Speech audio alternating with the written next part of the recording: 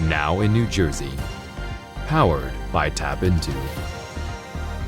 Brought to you by Lakeland Bank.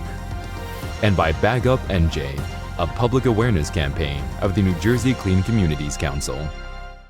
Thanks for joining us on this Tuesday, May 3rd. I'm Kristina Behr. Starbucks employees in Hamilton have voted to become part of a union. TAPinto Hamilton Robbinsville publisher Elizabeth Myers has been following the labor union talks. It's a growing movement across the country. And what's interesting is one of the women here at the Hamilton Starbucks said today, she's worked for Starbucks for 20 years. And she's always felt a partnership with them, but over recent years, she's felt that partnership between employees and the company has broken down. And that's when she started leading this effort. About a month or so ago, a slew of state and federal lawmakers signed a letter to the CEO of Starbucks saying they deserve better rights and benefits, things like that. And so it's been a bit of a growing momentum. The governor stopped by a couple of weeks ago, and it's a sign that people want to support each other.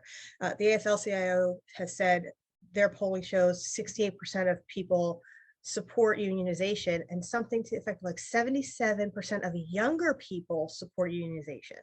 Wow. That's a huge thing. And it's a generational shift.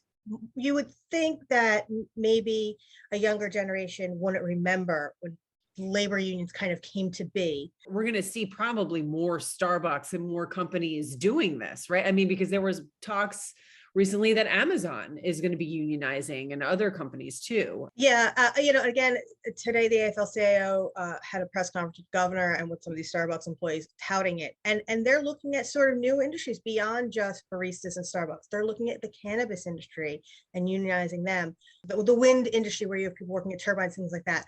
They're sort of the next generation of union employees. It's not the traditional carpenter, painter, what have you. We've moved into a different area of employees wanting to have somebody to represent them. So I think this is a little cutting edge for people to say, I'm at a very well-known company that, has provided for different benefits, but people still want more. For more information, head to TAPinto Hamilton Robbinsville. A Wayne resident is featured in a book about the legacy of loss from COVID-19. According to TAPinto Wayne, Jean Syme tells the story of her sister's death and the immediate aftermath.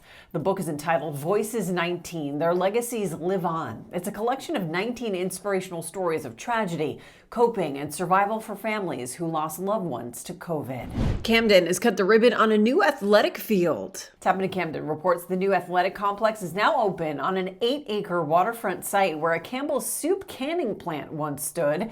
The project was funded by both Rutgers and Rowan universities and cost $16 million. Up next, a special honor for a longtime resident of Bayonne.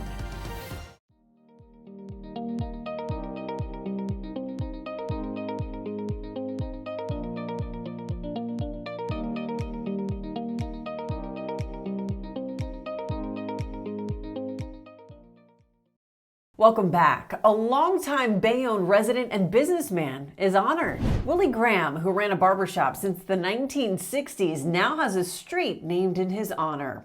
TAPinto Bayonne reports that Graham did more than just cut hair. He created a community, and hundreds of people gathered in front of his former barbershop on Avenue C, celebrating the life of a man who influenced their lives. To receive your local news from TAPinto in your inbox every day for free, sign up at tapinto.net/enews.